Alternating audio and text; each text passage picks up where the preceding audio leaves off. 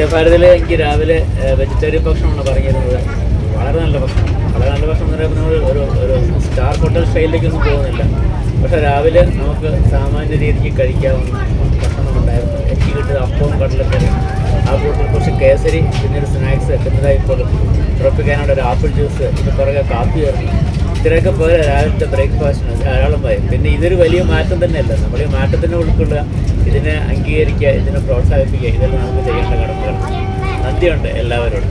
അതായത് നമ്മുടെ ഗവൺമെൻറ് സംവിധാനങ്ങളോട് തന്നെ വളരെ നന്ദിയുണ്ട്. ഇങ്ങനെയൊന്നും ഈ അടുത്ത കാലത്ത് ഉണ്ടാകുമെന്ന് പ്രതീക്ഷിക്കാത്ത കാര്യങ്ങളാണ്. സന്തോഷം.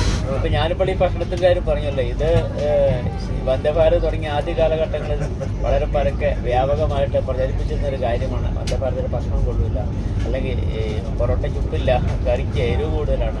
ഇതൊക്കെയാണ് നമ്മൾ ഈ ഒരു വലിയൊരു സംവിധാനം കൊണ്ടുപോകുന്നതിൻ്റെ ഇടയ്ക്ക് കിട്ടുന്ന ഇത്തരം നിസ്സാര കാര്യങ്ങൾ എവിടെയെങ്കിലും എന്തെങ്കിലും ഉണ്ടായിട്ടുണ്ടെങ്കിൽ അതിനെ ഫലിപ്പിക്കാതെ നമ്മൾ കിട്ടുന്നതിനെ സ്വാഗതം ചെയ്യുകയും ഇതിനൊക്കെ പ്രോത്സാഹിപ്പിക്കുകയും ചെയ്യല്ല വേണം.